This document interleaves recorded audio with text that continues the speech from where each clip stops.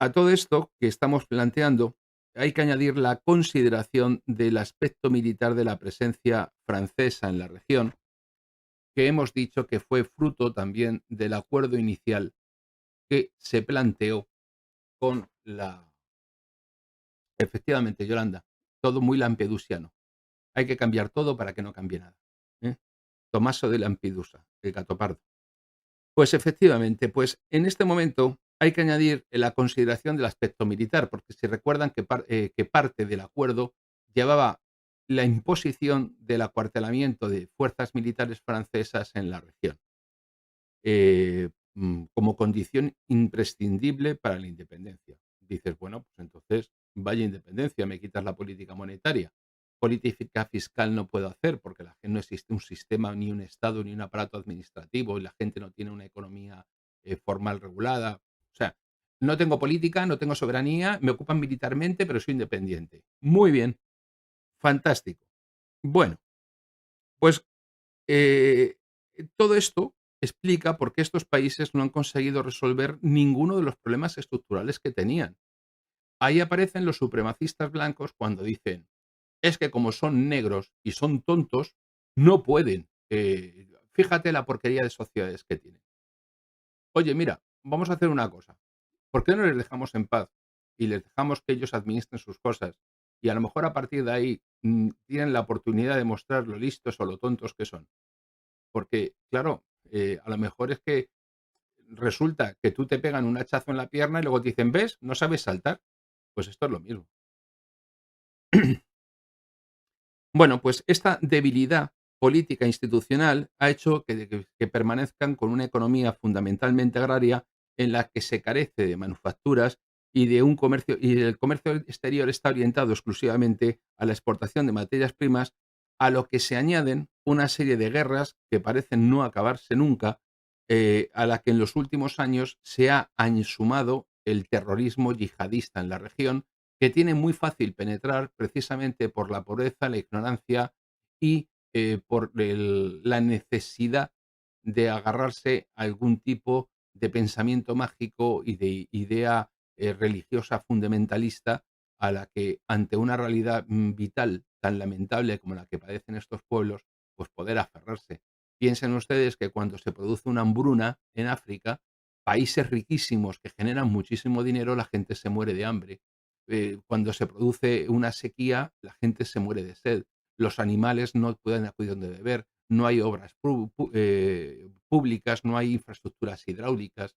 Es decir, son muchas y muchas y muchas cosas las que padecen, a las que en esa situación también a día de hoy se han añadido las redes criminales dedicadas a todo tipo de delitos, desde la trata de personas hasta la trata de oro ilegal, hasta la trata de animales. No es extraño ver animales cuyo tráfico internacional está prohibido porque están en peligro de extinción, que son exportados y que te aparecen en otros continentes entre los imbéciles de las clases acomodadas que pueden pagarlo. Dicen, mira, es que tengo un terrario en casa con esta serpiente o tengo este tipo de pájaro y tal. Y dices, ah, qué bien, o sea que tú eres uno de esos imbéciles que se dedican a acabar con la fauna solo porque tienen un poquito de dinero para poder gastárselo en esto. Muy bien. Dicho lo cual, ahora ya que me he metido con esa clase de imbéciles, pues voy a seguir. Francia ha obtenido enormes ganancias económicas en sus colonias, y tanto a nivel estructural como a nivel coyuntural, y eso sin contar, ahora viene la cosa, los casi 300.000 nacionales franceses que viven repartidos por las varias decenas de territorios francófonos. eh, y para que nos hagamos una idea, las antiguas colonias de París absorben un 5% de las exportaciones francesas, a la vez que las compañías francesas en el continente africano pues han extraído las materias primas que se enviaban posteriormente a Europa. Algodón, oro maliense, uranio nigerino, pues son algunos de los réditos que obtiene Francia por la presencia de sus empresas en África. Así que la presencia militar en el continente responde en buena medida a esa dinámica geoeconómica, y está muy lejos de responder a lo que se llama la doctrina del R2P, que para que sepan ustedes lo que es la doctrina, es las siglas, el acrónimo de la responsabilidad de proteger, que es la doctrina que en de derecho internacional es más que discutible por muchos motivos, pero básicamente viene definida como la obligación de los estados de garantizar la protección humanitaria, incluso a costa de intervenir en los asuntos internos de otro país. Es decir, cuando se produce una situación como el genocidio en Ruanda, entre Hutus y Tutsis, pues la gente dice que mandar allí soldados cuesta mucho dinero y que los mande su prima. Pero cuando se pone en peligro la exportación de uranio, porque ahora viene lo gracioso, el 40% de la energía de Francia, la energía nuclear que produce Francia, que la exporta, es producida por uranio africano, pues eso es muy caro. Por lo tanto, solamente se mantienen los soldados para garantizar las inversiones de las empresas francesas en el lugar. Bueno, pues lo anterior explica entonces por qué Francia se ha erigido en el guardián de las antiguas colonias, pero porque su verdadera intención, lógicamente, es proteger sus intereses políticos y económicos y, sobre todo, mantener de alguna manera una ficción como es la grandeur de la France. Es decir, somos un gran país. Estamos en el Consejo de Seguridad de Naciones Unidas. Tenemos bombas nucleares. Somos un actor decisivo en el mundo. Mira, no te voy a decir lo que pienso porque igual os deis por ofendido algún francés si me está viendo. Pero lo de la grandeur de la France no lo habéis tenido en vuestra vida, en siglos de historia. No habéis actuado de forma decente nunca, desde que os calentamos el pelo en Italia con el gran capitán hasta ahora. Y dicho lo cual, ellos siguen con su idea del patio trasero que garantiza la ficción francesa de la grandeur de la France y que muchísimas veces sirve para que la extrema derecha francesa, que obviamente es prosionista, procapitalista, chauvinista, nacionalista, pues también les sirva como para tener un argumento para mantener su argumentario de cara a la posibilidad de alcanzar la presidencia de Francia. Bueno, en la región hasta ahora, y ahora veremos por qué digo hasta ahora, Francia ha sido hegemónica y algo que muchos países pues no pueden afirmar en la actualidad, empezando por España, que es una colonia francesa desde hace 200 años. Y este es el fundamento de la idea de la Francáfrica, que es la perpetuación del colonialismo y la depredación de los recursos del continente africano. En pleno siglo XXI, la panoplia de situaciones amenazantes, tanto para los países africanos del Sahel y el Golfo de Guinea, como para los intereses franceses en la zona, pues se ha ampliado. Antes, Francia tenía dos escenarios posibles, y esto ya va referido a la cuestión militar. Un golpe de Estado o un grupo rebelde que, en un momento determinado, un grupo guerrillero que pudiera darse en lo que era la antigua colonia. Bueno, pues en la actualidad esos 2 aspectos siguen vigentes, pero es que han aparecido, nuevos factores de índole transnacional que se han abierto paso, pues, en la agenda francesa, por derecho propio y que como los españoles solemos ir normalmente de infantería colonial, de cipayos de cada gobierno de turno que nos organiza la vida, sea Afganistán, sea Irak con los Estados Unidos, sea también a los países bálticos con los Estados Unidos estos de la OTAN, o sea a Francia, pues incluso España se ha visto desplegando a la Guardia Civil y al Grupo Antiterrorista Rural, que ahora se llama Grupo de Acción Rápida, en el Sahel para combatir en la República Centroafricana a los terroristas yihadistas, porque, claro, es la política de defensa común europea en el Sahel para parar el terrorismo islámico. Oye, pues ese es el coste de haberles robado 50 años. ¿Dónde está el beneficio? ¿Nos han dado algo de dinero los franceses por lo menos? No. Bueno, pues hoy en la debilidad hemos dicho que la expansión del yihadismo por el Sahel ha sido aprovechado, se ha producido precisamente por la debilidad de estos países, pero también como esas estructuras estatales son tan débiles eh, y al mismo tiempo también son a día de hoy más democráticas que hace medio siglo, pues no son necesariamente estables. Y nos encontramos con la piratería en el Golfo de Guinea, los cada vez mayores flujos migratorios, el tráfico de armas, el tráfico de drogas, el tráfico de seres humanos. No nos olvidemos, en Libia, antigua colonia italiana, se venden seres humanos a 400 euros, ¿eh? Y yo esto me da un poco de reparo decirlo, porque, como estoy viendo muchas veces los capitalistas en España y los grandes explotadores, en la agricultura, digo, a ver si se van a enterar y van a ir allí a comprar, más africanos para trabajar aquí en los plásticos o algo de esto, que me da apuro decirlo, ¿no? Y, como he dicho, pues se ha producido un debilitamiento de los países del Magreb y la histórica cobertura geográfica y política entre la zona mediterránea y la región subsahariana se ha visto muy debilitado y ahora mismo la situación amenaza a Europa precisamente como consecuencia de la codicia y de la vanidad y de la soberbia de Francia. Del mismo modo, Francia se ha servido de los cambios ocurridos en África a nivel político, económico y social, pues para ir modificando su presencia en las antiguas colonias, con base en los intereses que estos nuevos escenarios suscitaban.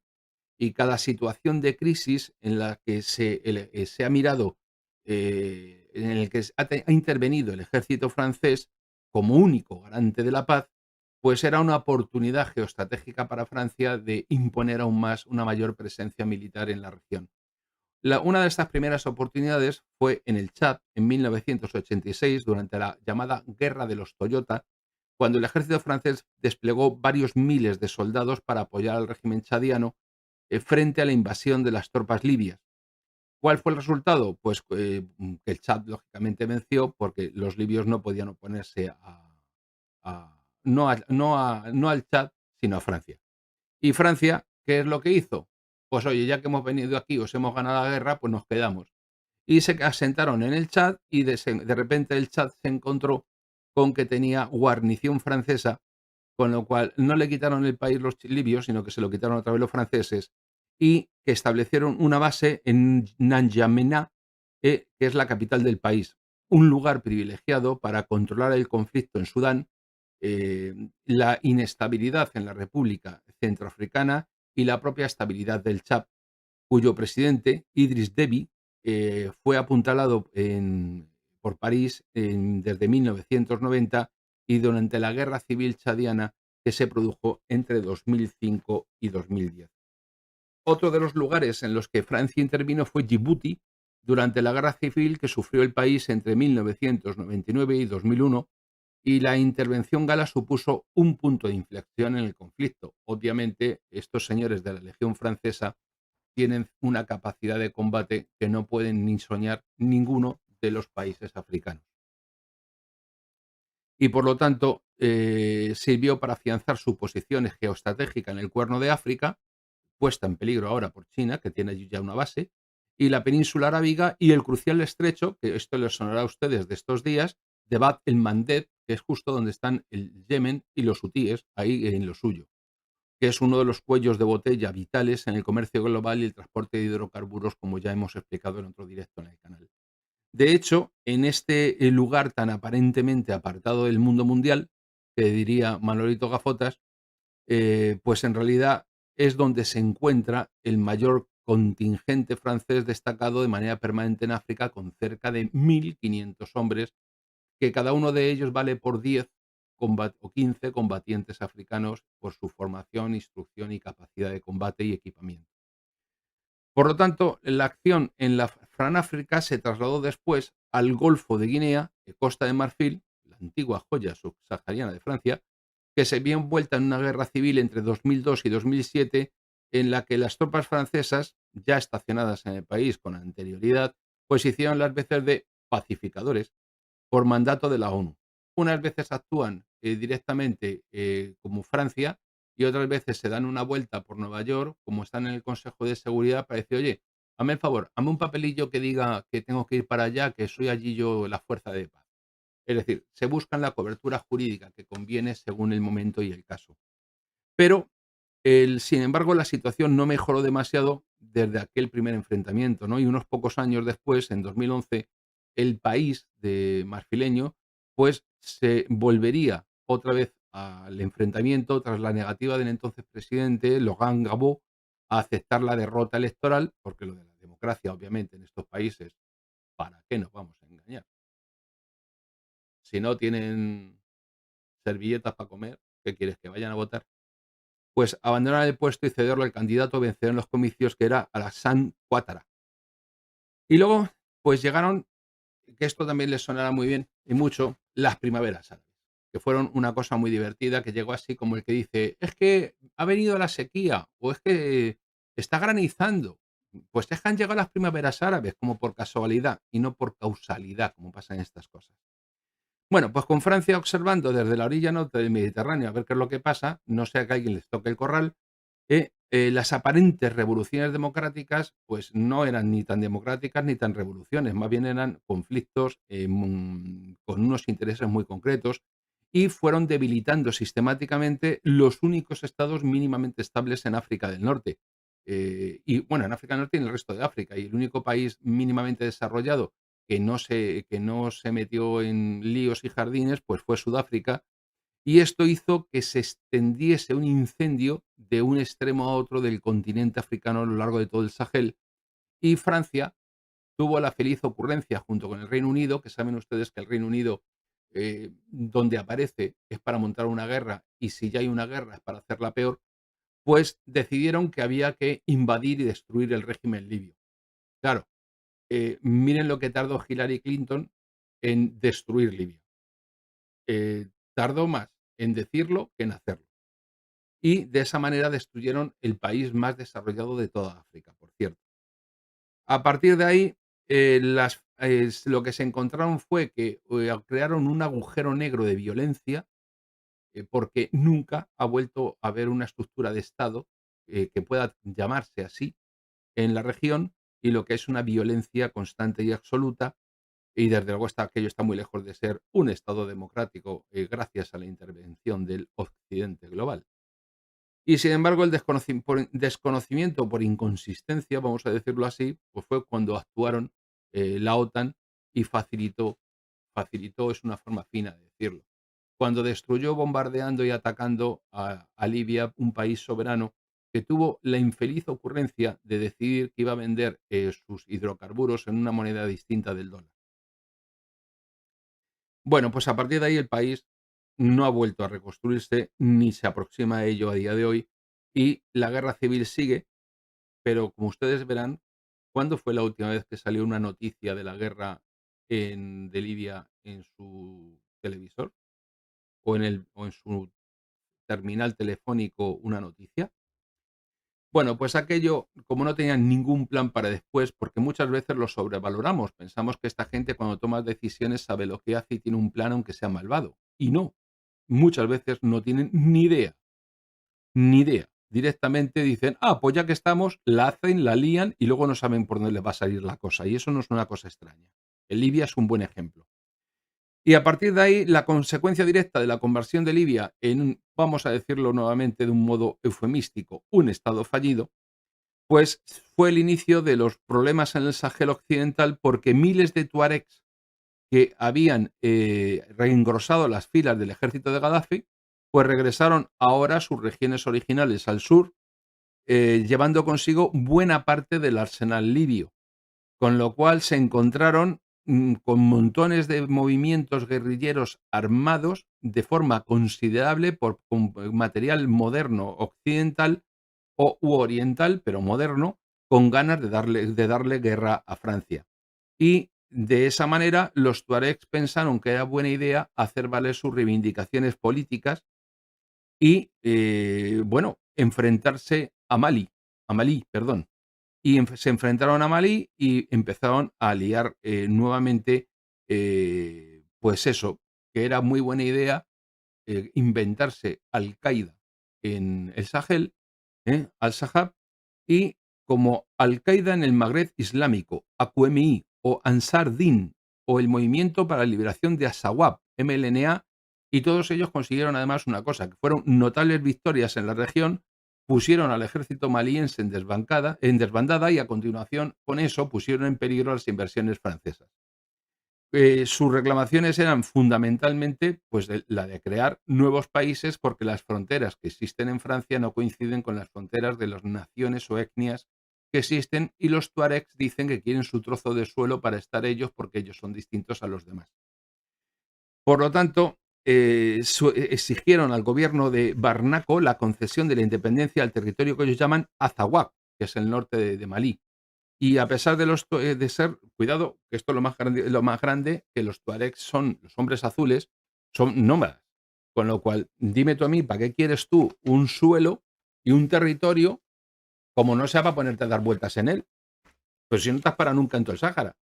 Bueno, pues sí, pues ellos han decidido que ahora se van a parar. Y bueno, pues los tuaregs ahí se las prometían muy felices porque habían ganado, pero ya estaban además asediando Mopti, que es la antesala de Barnaco, la ciudad que digamos que tiene la llave de la capital, y sus aliados salafistas, pues optaron por secuestrar el movimiento y reorientar la conquista hacia la constitución de un Estado islámico en pleno Sahel, porque esto es un poco como pasó en España en el 711.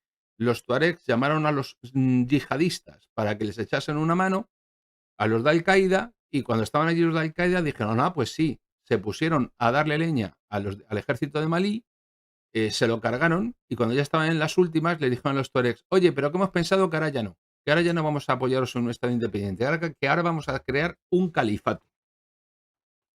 Y, claro, crear un califato en la región con todas las inversiones francesas y en el contexto económico que yo acabo de explicar, no le gustó nada. Y Francia obtuvo el mandato de la ONU para directamente crear una fuerza multinacional, es decir, el ejército francés y 4 soldados de por allí con el pico y la pala y un fusil a la espalda, pues para enfrentarse al ejército combinado de tuaregs y yihadistas. Y claro, allí nadie tenía ninguna confianza en el éxito de la operación, y al final Francia se vio obligada a intervenir de forma contundente mediante la llamada Operación Serval, que se inició a principios de 2013 con las tropas malienses y africanas como aliados, con ayuda del ejército francés teóricamente, o al revés sería más correcto, incluyendo que retomaron la mayor parte del país, incluyendo los principales núcleos urbanos, e hicieron retroceder a, a las fuerzas yihadistas, y a los tuaregs les explicaron que siguieran dando vueltas, de que para eso eran nómadas y que es lo que les ha tocado. Bueno, pues después del conflicto de Malí, Francia intervino en otro punto caliente de África Central, que fue la República Centroafricana, que es donde ha habido fuerzas españolas desplegadas y creo que todavía siguen o acaban de volver, no lo he mirado. Lo cierto es que la guerra empezó en 2013 con las milicias Seleka al borde de entrar en la capital Bangui, y para dar apoyo a la misión de paz establecida en el país, Francia desplegó 2.000 militares en dicha ciudad, deteniendo el avance de los Seleka y salvando la complicada situación en la que el presidente Bozizé estaba envuelto, que tenía un jardín porque le iban a dar puerta con suerte y si no le pegaban 2 tiros. Tras estas intervenciones, Francia pues tenía desplegados en la región aproximadamente cerca de 9.000 soldados, la mayoría de ellos insertos en misiones de paz de Naciones Unidas, que era el titulillo que tenían, eran fuerzas de paz, la comunidad internacional que llaman. Este fue el modelo de intervencionismo militar francés que ha funcionado durante décadas para garantizar en el fondo el status quo injusto que fue impuesto en el año 58. Y además, las fuerzas francesas han sido normalmente las elegidas por la ONU para llevar adelante las misiones de paz, precisamente porque tienen un perfecto conocimiento del terreno, y eso les permite el actuar con una veteranía y con una agilidad que fuerzas de otros países pues no tendrían, ¿no? ¿Pero qué ha pasado? Pues que llegó 2023 y el mundo cambió otra vez, y la situación ha dado un vuelco. Porque hasta 2023 Níger no se había visto envuelta en ningún problema de envergadura, y la operación Serval en Malí pues tenía cierto componente preventivo de cara a lo que pudiese ocurrir en el país nigerino. Ya he dicho la cuestión del uranio, eso explica el profundo interés de Francia en Níger. Y si los tuaregs, o peor aún, los yihadistas, se hacían contra el control del norte de Malí, pues la situación significaba que les permitiría controlar la frontera con Níger. Y de esta manera podrían penetrar en este país con mucha facilidad, poniendo en peligro la seguridad energética de Francia. Por lo tanto, como la situación de Níger era la clave de la seguridad energética gala, porque la empresa francesa Areva extrae un tercio perdón, entre un tercio y un 40% del uranio que utilizan las centrales nucleares francesas, que producen las dos terceras partes de la electricidad que utiliza el país y que exporta, pues la ecuación era bien clara. Una desestabilización de Níger podía suponer pues la quiebra de la energía de francesa y, en consecuencia, la quiebra de la economía francesa, o al menos un durísimo golpe. Por lo tanto, no, esta cuestión no podía discutirse y allá que aparecieron los franceses y se instalaron en Níger, consiguiendo rechazar, como he dicho, en la operación Serval a los tuaregs y a los yihadistas. Pero, ¿qué ocurrió? Pues que el 26 de julio de 2023, cuando los generales nigerinos dan un golpe de Estado, deponen al gobierno y exigen a Francia la retirada de sus fuerzas militares. Francia, Macron anunció en septiembre del año pasado la retirada escalonada de las fuerzas militares, que comenzó en octubre y terminó cuando los últimos que quedaban en la base aérea de la capital, Niamey, aproximadamente unos 1.500 soldados y pilotos de helicóptero y de aviación, pues se retiraron el 22 de diciembre de 2023 y no fue porque les tocase la lotería de Navidad en el sorteo de la lotería español, sino porque les habían echado a los nigerinos. Y así, de esta manera, pusieron fin a más de una década de operaciones antiyihadistas en la región del Sahel, en el África Occidental, y dejaron atrás a varios cientos de militares estadounidenses y algunas tropas italianas y alemanas. Y esta fue la tercera vez en menos de 18 meses que las tropas francesas abandonan un país del Sahel. Primero se vieron obligadas a abandonar Malí y a principios de 2023 Burkina Faso, tras la toma del poder también por los militares, y las tres naciones, es decir, con Níger, se unieron en septiembre en un pacto conjunto de defensa para luchar contra los yihadistas. Y hasta desde entonces continúan luchando contra la insurgencia que estalló en el norte de Mali en 2012 y que después se ha extendido a Níger y a Burkina Faso, como he dicho. Y esta cadena de golpes de Estado desde 2020 ha provocado una caída en picado de las relaciones de Francia con estos tres países, y el año pasado la cosa dejó un regusto aún más amargo, si cabe, porque después de que las bases que ocupaba Francia en Menaka, Gossi y Tombuctú, después de que las desalojasen, ¿adivinan ustedes quién las ha ocupado? ¿Hay alguien ahí en el chat que sea capaz de decir quién está hoy día en esas bases? ¿Nadie? Bueno, pues se lo cuento yo.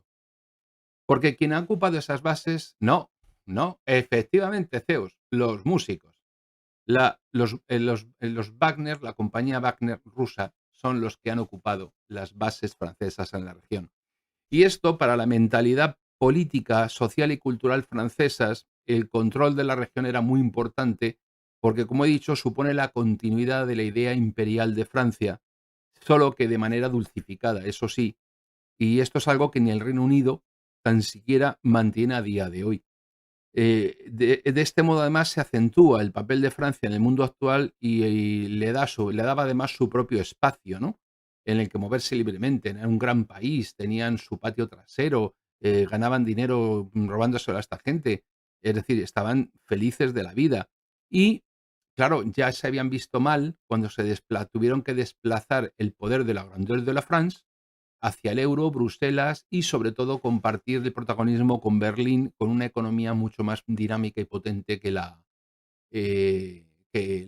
bueno, de la que pueden aportar los franceses a día de hoy, ¿no?